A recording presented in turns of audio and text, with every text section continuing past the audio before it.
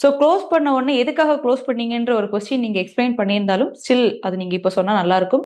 அது அது பாருங்க, என்னோட வாழ்க்கை எப்பயுமே சரணாகதி நிலையில இருக்கும்போது நான் கேஷுவலா பண்றது எல்லாமே ஒன்னோட ஒண்ணு லிங்காவே இருக்கும். ஆக்சுவலா இந்த உலகத்துல பண்றது எல்லாமே ஒன்னோட ஒண்ணு லிங்கோட தொடர்புல தான் இருக்கு. நமக்கு தான் அது புரியறது இல்ல. சோ ஃபவுண்டேஷன் க்ளோஸ் பண்ணதுக்கு உண்டான ஒரு மாபெரும் காரணமாக வெளிப்படையாவே சொல்றேனே, மறைச்சு வச்சு பேசுறதுக்கு என்ன இருக்கு? இன்னும் 100 முறை கூட நான் சிறை செல்ல தயார் நிலையில் இருக்கிறேன் மக்களுக்காக. அது ஒரு பெரிய விஷயமே இல்லை. அங்க இருந்து நான் ஆஸ்திரேலியால இருந்து கிளம்பி வரும்போது கூட எனக்கு தெரியும் கைது பண்ண போறாங்கன்னு தெரியல. நான் ஏன் ஏபி கூட போடாம வரேன். அது ஒரு பெரிய விஷயமே இல்லை.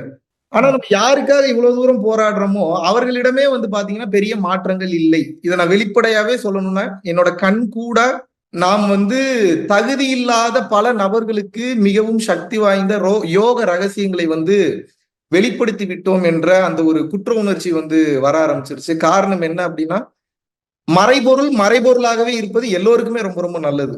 ஏன்னா ஒரு குறிப்பிட்ட காலகட்டம் வரும்போது அதை பயன்படுத்தி சுயநலத்திற்காக பயன்படுத்தி பிற உயிர்களை கஷ்டப்படுத்தக்கூடிய காயப்படுத்தக்கூடிய உயிர்களை என் கண்ணாலேயே நான் 1-2 எக்ஸாம்பிள் வந்து பார்த்தேன். இதுக்கப்புறம் வந்து நான் இது ஒரு தத்துவம் பல பேர் பலவிதமா வந்து சொல்லியிருக்காங்க. இதை நான் எப்படி வந்து பாக்குறேன் அப்படின்னா, உலகத்தை திருத்துவது என்பது முடியாத ஒரு காரியம். ஏன்னா இந்த உலகத்துல எல்லாமே மிகச்சரியாக இயங்கி கொண்டிருக்கிறது.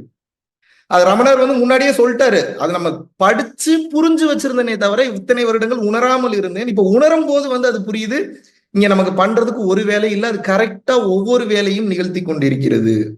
கேஸும் அதுவே போடுது, அதுவே வாதாடுது, அதுவே வந்து தீர்ப்பு கொடுக்குது, அதுவே வந்து பாத்தீங்கன்னா பெயில்ல வருது, அதுவே ஜெயிலுக்குள்ள போகுது, அப்புறம் மறுபடியும் வெளியே வருது, அதுவே அரெஸ்ட் ஆகுது, அதுவே தூக்கு தண்டனைக்கு போகுது, அதுவே அப்புறம் தத்துவத்தை சொல்லுது. எல்லாமே அதுதான் இங்க. இது